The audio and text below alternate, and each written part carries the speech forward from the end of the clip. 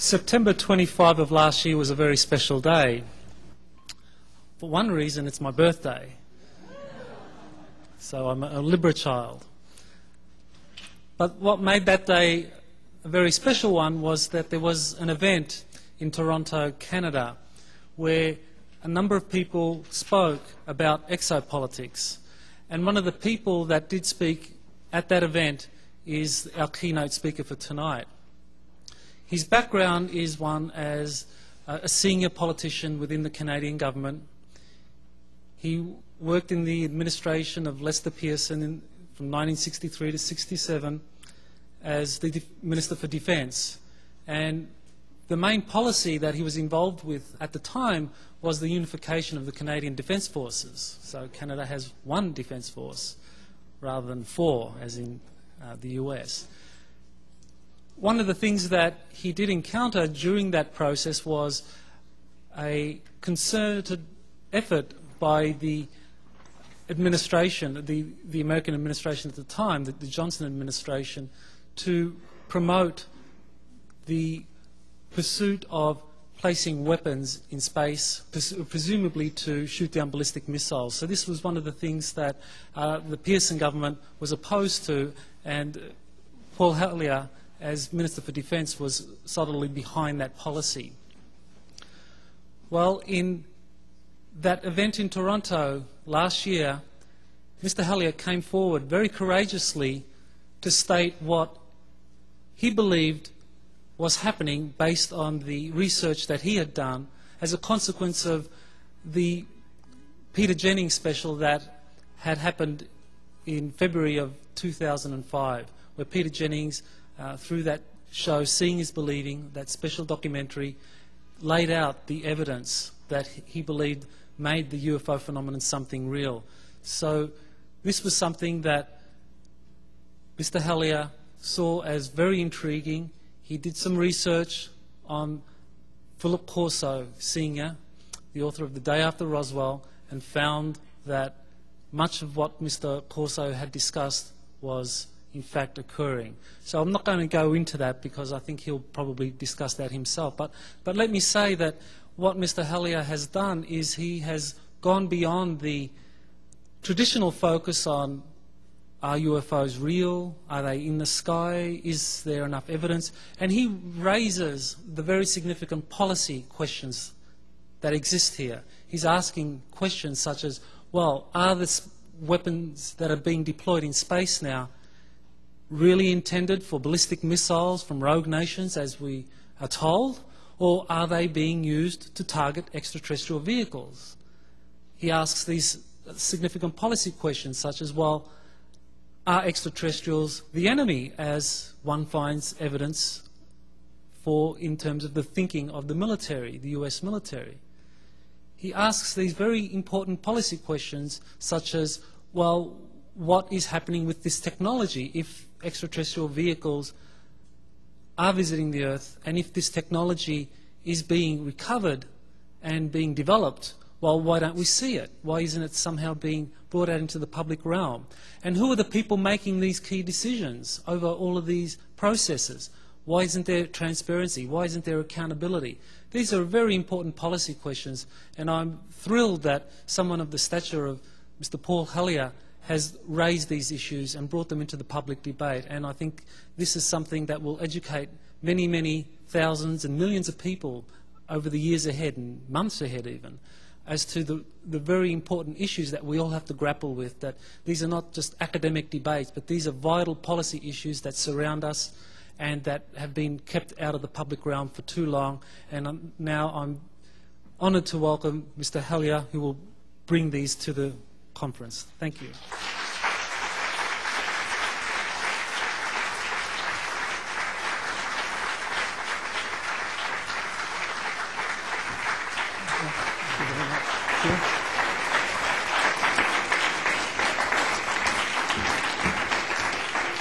Thank you. Thank you very much, Michael. That much too generous introduction reminded me that if my late mother were here, because she was my mother, she'd believe every word of it. If my late father were here, he would probably, being a realist, wonder who you were talking about. Or, as General Eisenhower would say, it was like chewing gum, sweet, okay to taste for a moment or two, but for heaven's sake, don't swallow it. I'm delighted to participate in this conference and would like to thank Dr. Michael Sala and his committee for the invitation. As indicated in the promo, my message is divided into two main themes. First, who is actually running the United States and other major Western countries?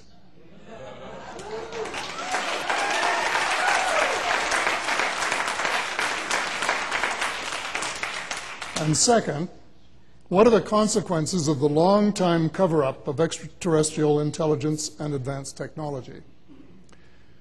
It appears that real governance has passed from elected, accountable representatives of the people to an unelected, unaccountable elite group of senior government officials and industrial leaders, an industrial military complex, whose agenda is incompatible with the needs and desires of the population at large. At least that is my unshakable conviction.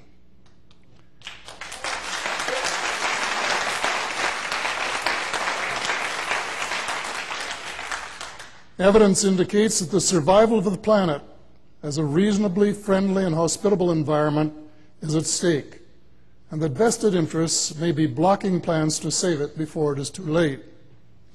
Even worse, the military-industrial complex that General Dwight Eisenhower warned us about is creating and producing weapons systems designed to confront visitors from space, and in the process proceeding to a situation which could be a surefire recipe for possible conflict.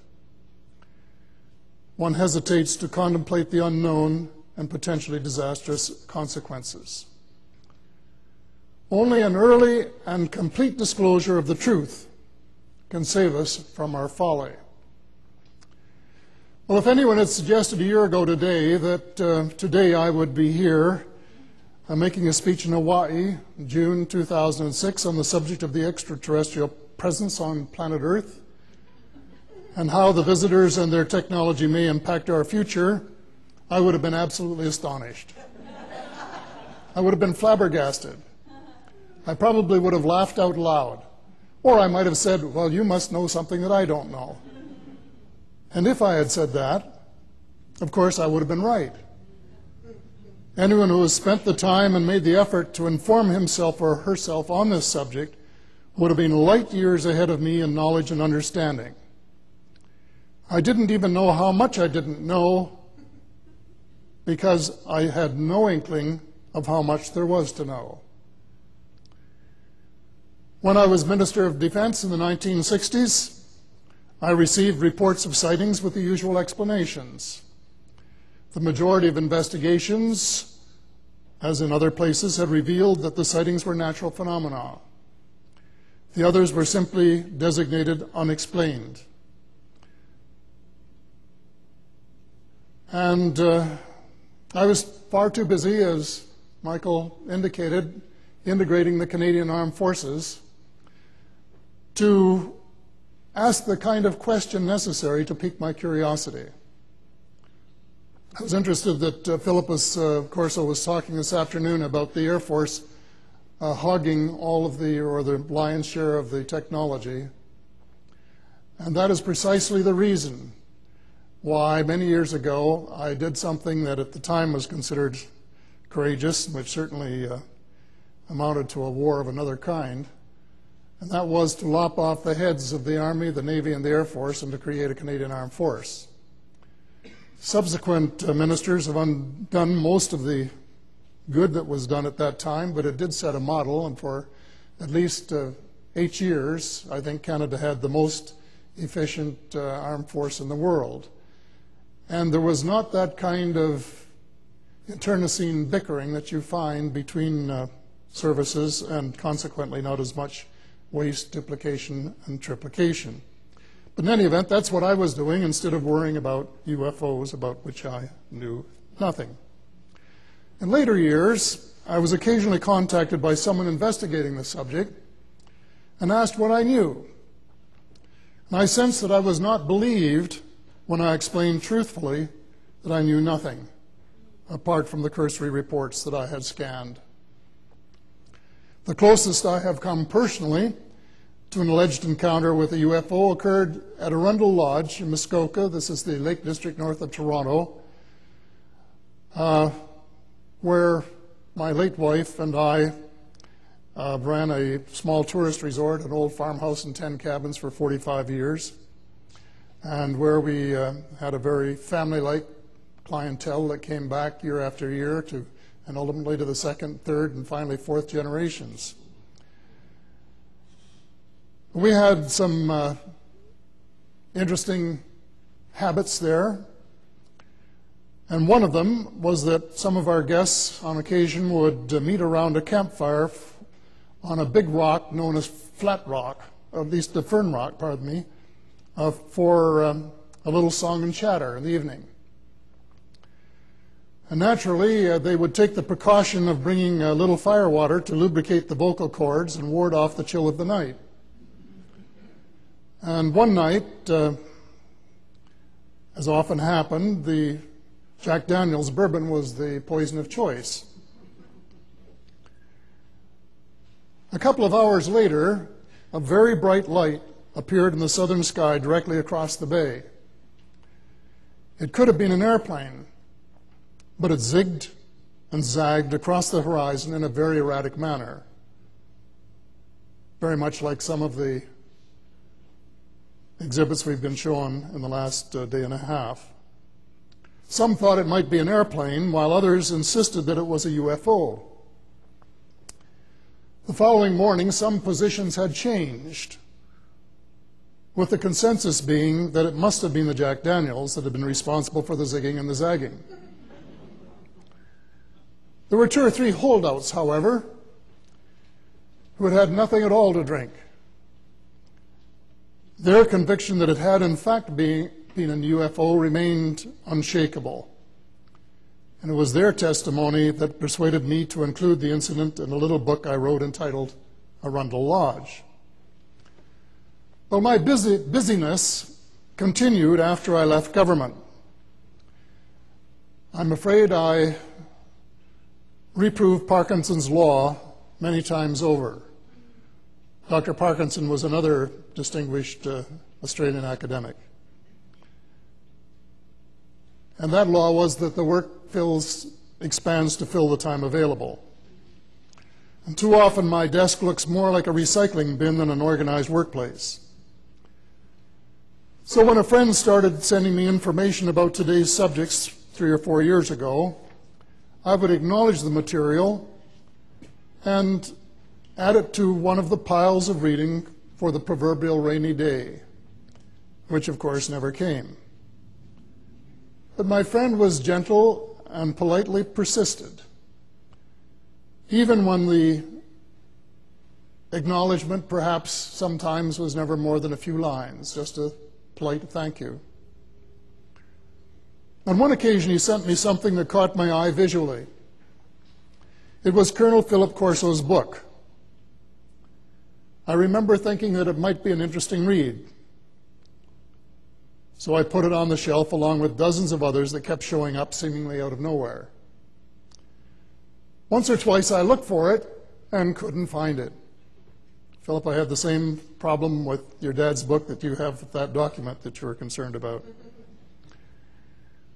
A year ago this August, I was looking for another book to read on my week off. It too had disappeared. But there, staring me in the face, was the elusive The Day After Roswell. So I grabbed it and got on my hurried way. Little did I dream what kind of genie reading it would let out of the bottle. I read it with total fascination and found it compelling. Once or twice I asked myself, is there any possibility that this could be fiction, a beautifully contrived fiction, like The Life of Pi, for example? where readers are sorely tempted to accept fiction as fact. But I ruled out that possibility.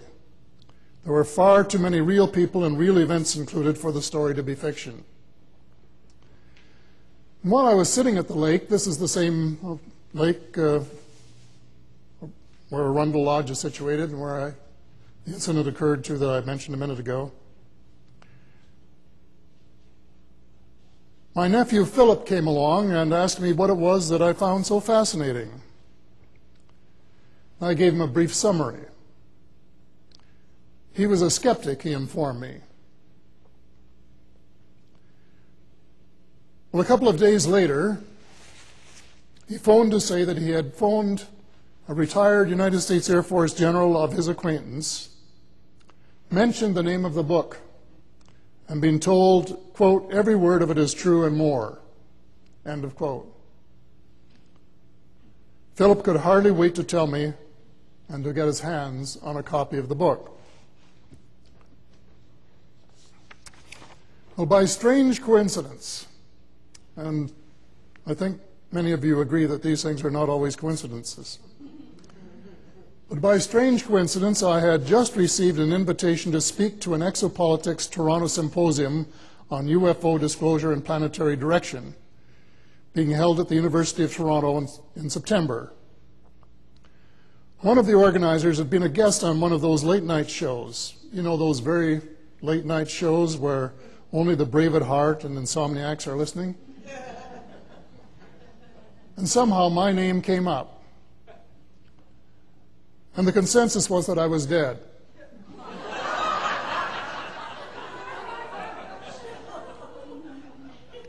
Well, anybody can be wrong sometimes.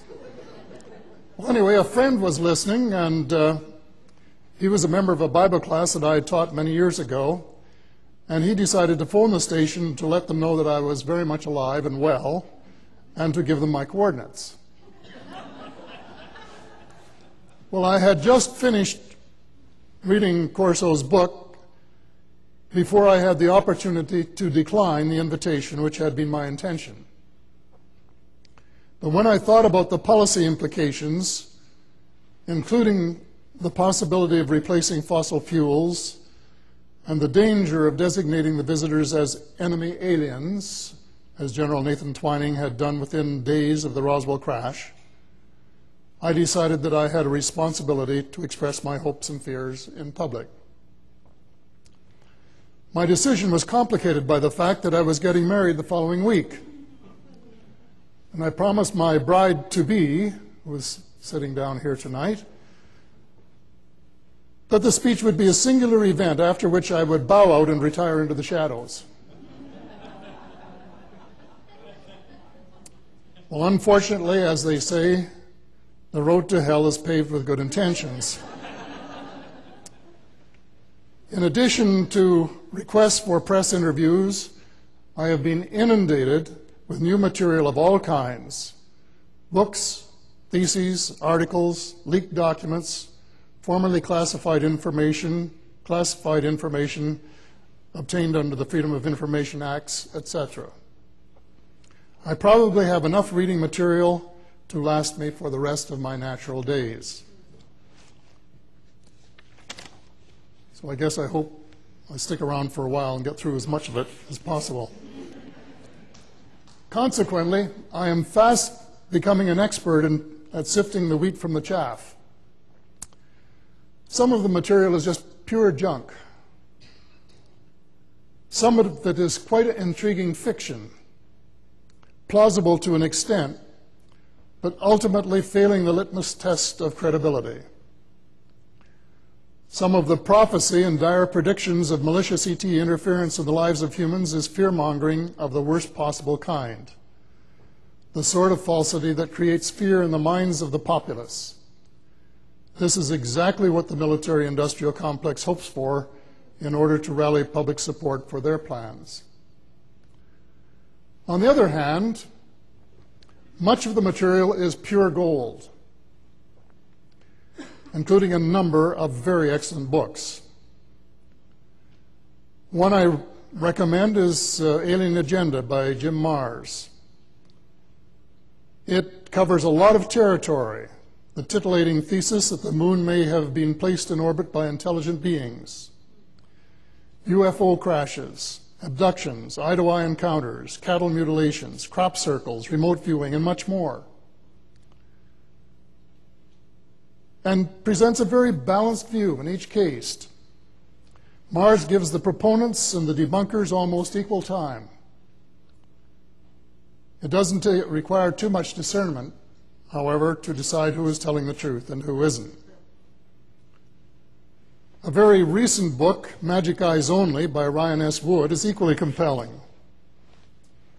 Wood documents 74 UFO crashes from 1897, would you believe, from 1897 to the present. And while the evidence is much stronger in some of the cases than in others, there is more than enough to convince an unbiased reader that, as the Dust Jacket states, first, UFOs have crashed on Earth. Second, governments have recovered and exploited these alien technology gifts. And third, most disturbing to a democratic free society, the alien secret is more important than constitutional or individual rights. And this is something that interests me and disturbs me greatly. To understand this damning indictment, it is important to know the framework of our so-called democratic systems. And so I would like to talk about the permanent and the provisional governments. Lewis Lapham, editor of Harper's Magazine and one of America's great liberal thinkers, contends that the United States has two governments, the permanent and the provisional. He summed up his definition of the former in one sentence. It's a long sentence, mind you, but in one sentence, as part of his On Politics, Culture, and the Media keynote address to the Canadian Institute of International Affairs National Foreign Policy Conference in October 1996. And I quote Lewis Lapham, "The permanent government is the secular oligarchy that comprises the Fortune 500, the big media and entertainment syndicates, the civil and military services, the large research universities and law firms." And then he puts his thesis in historical context. Just as the Catholic Church was the predominant institution in medieval Europe, and the Roman legion the most efficient manifestation of organized force in the 1st and 2nd centuries BC, so also the transnational corporation arranges the affairs of the late 20th, and I might add early 21st century. The American Congress and the American President serve at the pleasure of their commercial overlords, all of whom hold firmly to the belief that all government regulation is wicked, that is, the work of the devil, and that any impulse that runs counter to this manly interest of business is, by definition, soft, effeminate, and liberal. In other words, the interests of ordinary citizens take second place to those of the industrial and military elite.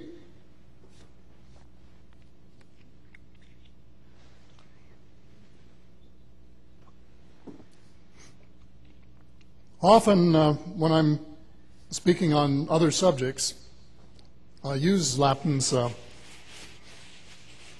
thesis. I paraphrase it a little bit. See, Lapham says there are two governments, permanent and provisional. The first consists of the Fortune 500, the big law firms in Washington that do their legal work, the big public relations firms that do their public relations, or in some cases propaganda if you prefer, and the top civil servants, both civil and military. And then I paraphrase, every few years we have a charade called an election. And the permanent government picks the actors to go on stage and read their scripts. And they try to pick actors that won't improvise too much. Don't want to mention any names in particular. And then, through the Trilateral Commission, in which many of them are represented, they raise the money to get their candidates elected, and no one else need apply.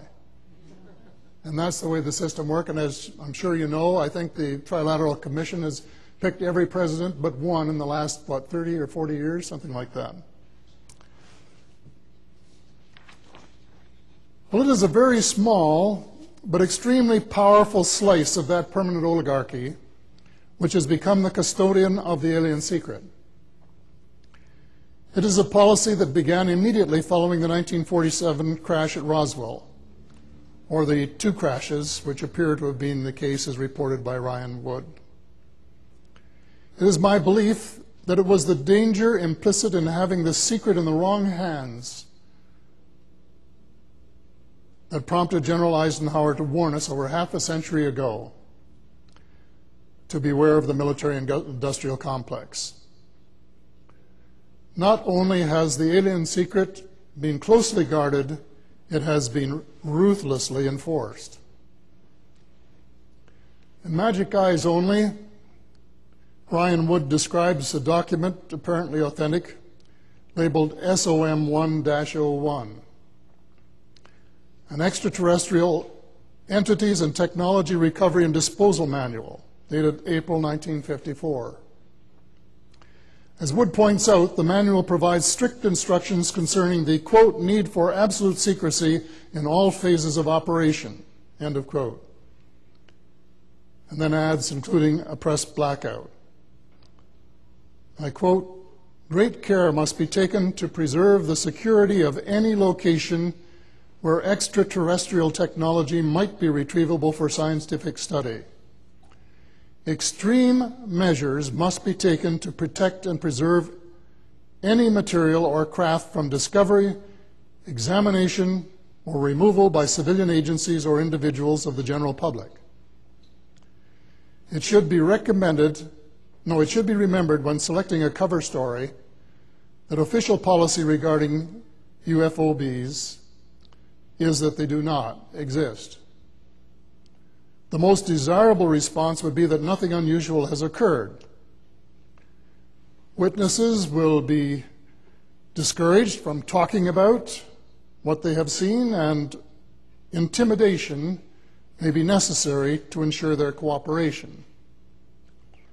If witnesses have already contacted the press, it will be necessary to discredit their stories. This can best be done by the assertion that they have misinterpreted natural events, are the victims of hysteria or hallucinations, or are the perpetrators of hoaxes. End of quote. Well, doesn't that sound all too familiar? It is the story of the last half-century. Official duplicity aided and abetted by a tame and compliant press. It is a policy that has made liars of some of America's most respected citizens and kept the majority in near total ignorance of the facts. It is doubtful that a single member of the Congress is in the loop concerning the alien secret. And if that is not correct, let him or her stand up and state the truth. Meanwhile, the Congress is voting funds for projects it is unaware of. This has to be an abdication of its role as protector of the public purse. Those of us who believe in the concept of government of, by, and for the people may be forgiven for suggesting that before the U.S. assumes the mantle of democratic initiator for the world, it would be expedient to enforce its own constitution and the rights it guarantees for its own citizens.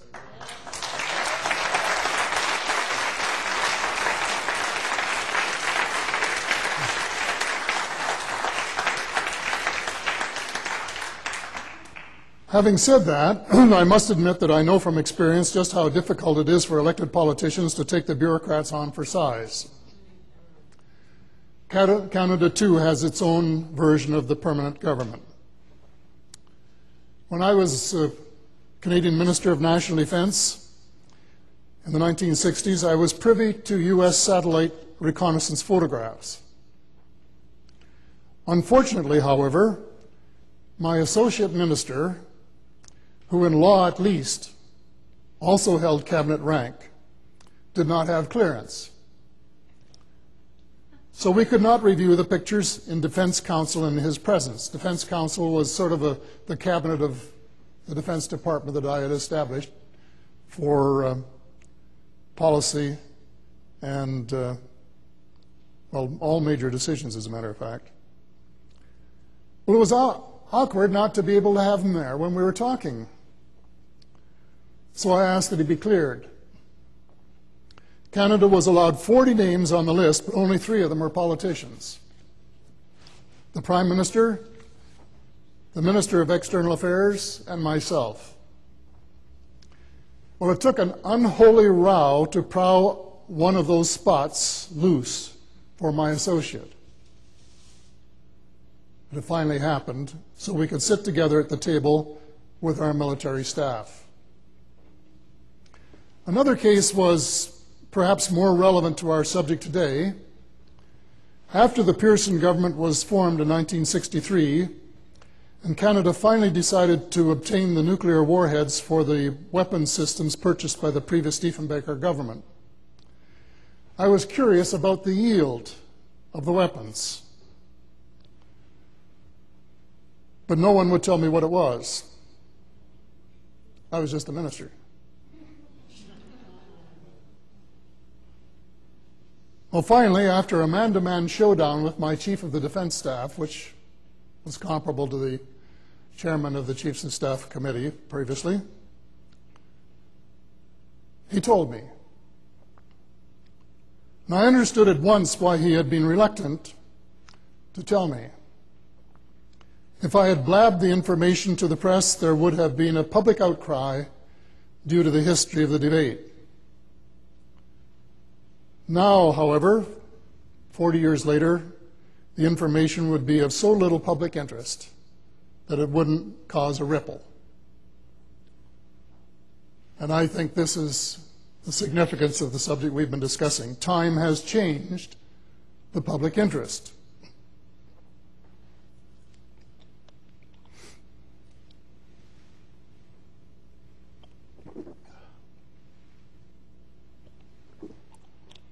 In reflecting on the situation that existed in the early post-World War II years,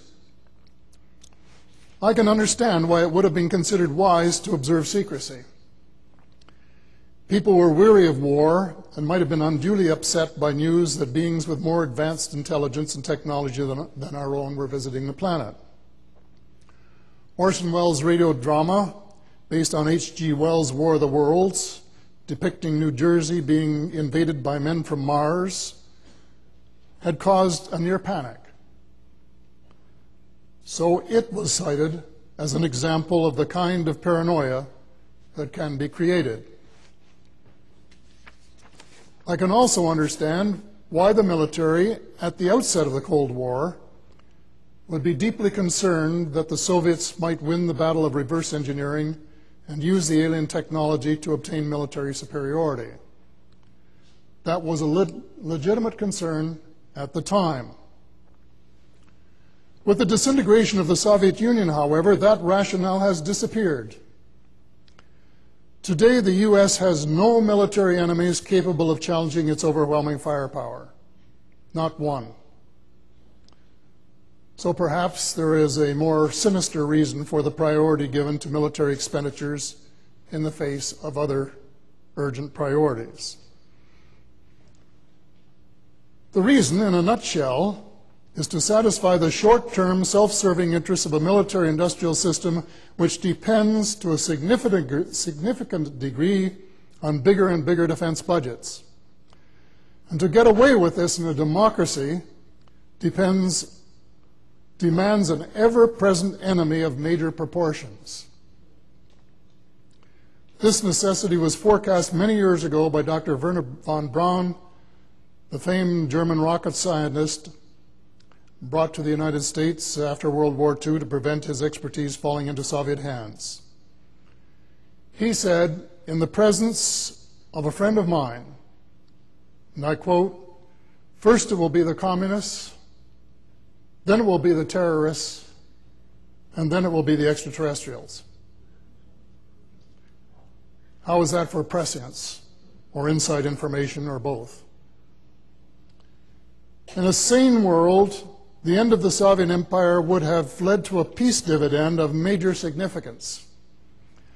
Defense expenditures would have been slashed by a third or more, and the money redirected to health care, education, quality of life in the cities, feeding the hungry, and the protection of the environment and world ecosystem. And why didn't this happen?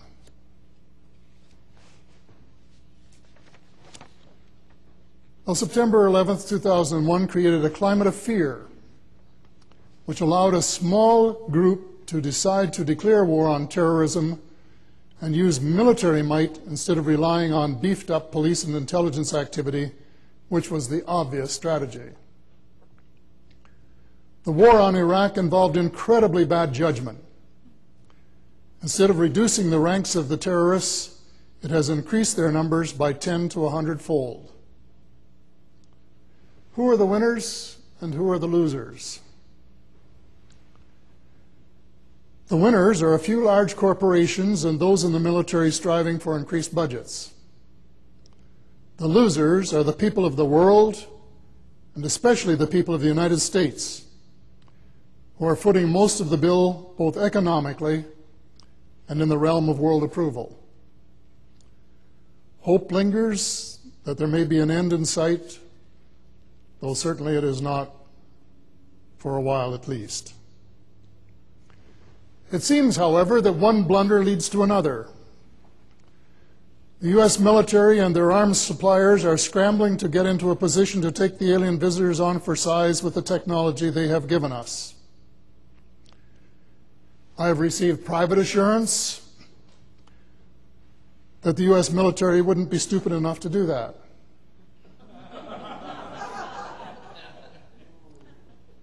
But how can we have faith when all the plans are secret and we haven't been told the truth for decades? And due to the extreme secrecy, there is neither realistic civilian oversight nor extensive public debate on which it could be based. Well, Colonel Corso's book makes it very clear that the original Star Wars, as it was known, was directly related to the alien threat. Can anyone here remember public mention of that fact by either government or the military? Now, the follow-on program of anti-missile missile defense, as it is being called, is being integrated with the installation of weapons of mass destruction in space. Can anyone imagine why this might really be essential to U.S. security?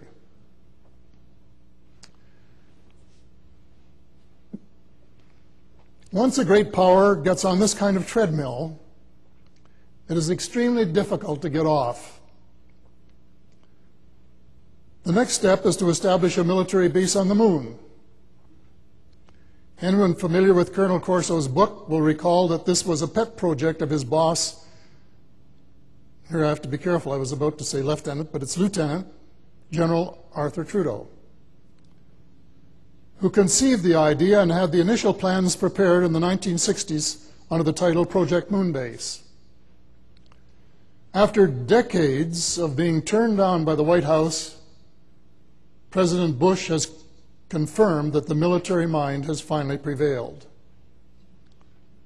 One wonders if the aliens are still using the moon as a forward base, as is widely reported, and if so, what kind of welcome the Earthlings might expect to receive when they arrive.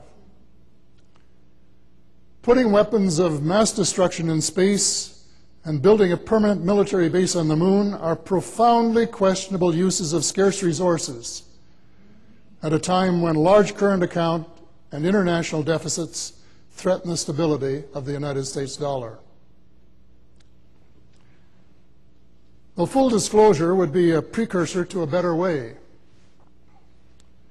There is a better way, which would have to begin with the reestablishment of genuine democracy in the United States and those other Western countries complicit in the cover-up. And absolutely full disclosure of what is known about extraterrestrial civilizations and their technologies. Then we would be in a position to gauge how soon it might be possible to save our planet, literally, from climate change that could prove to be disastrous to multitudes of Earthlings. The U.S. government has been slow to recognize the danger concerning climate change, and I may say that I regret to report that the new Canadian government now is being equally slower. Just the other day, in the paper, I noticed an article on this subject where a draft report authorized by the Intergovernmental Panel on Climate Change has predicted that the climate of the Earth could increase by up to 3 degrees by 2100. They say anything more than 2 degrees could result in disastrous climate changes, including an unacceptable increase in the levels of the oceans. And some of the things brain children are out there trying to figure out what to do if that happens. I don't know if you've seen some of the suggestions or not, but one is putting hundreds of square kilometers of aluminum foil to deflect the sun's rays. And others are to create artificial volcanic eruptions to filter out some of the heat. And some of these proposals cost hundreds of billions of dollars. And yet, we don't seem to be talking about the logical thing to do, and that is to get at the business of reducing our total dependence on fossil fuels. And what is needed, of course, is an inexpensive replacement for fossil fuels. And you can bet your bottom dollar that someone in the United States, maybe several projects independently, have been working on the challenge for 50 years or more since the crash. The race has been on for almost 50 years. But how far has the research advanced? Is a solution imminent? And who would not want the public to know the answers to those questions? Well, the oil lobby, of course. There are trillions of dollars of investment involved. The financial stakes couldn't be higher, but they still pale in comparison to saving the planet for the benefit of future generations. There is no doubt that the adjustment in moving away from oil dependency would be unprecedented. But it doesn't have to be accomplished overnight, which has been the big problem with globalization and the move toward a single world economy. By international agreement, it could be done over 10, 20, or even 30 years. And that would be fast enough to save the planet from disaster. What will not save it is the status quo. Curbing the appetite of the military-industrial complex should proceed in parallel, though at a much faster pace. Those arms makers capable of adjusting would lead the parade in the new energy technologies. When one door closes, another window of opportunity opens. The money saved from lower military expenditures could be used to eliminate the deficit and then to help the poor countries of the world develop their own resources and industries for their own benefit, and reverse the trend toward an even greater disparity of income, both between individuals within countries and between rich countries and poor countries. So to return to the point where I began, who is actually running the United States of America and other major Western countries? And what are the consequences of the long-term cover-up of extraterrestrial intelligence and advanced technology? And isn't it long since time that truth trumped official secrecy? And what are we going to do about it?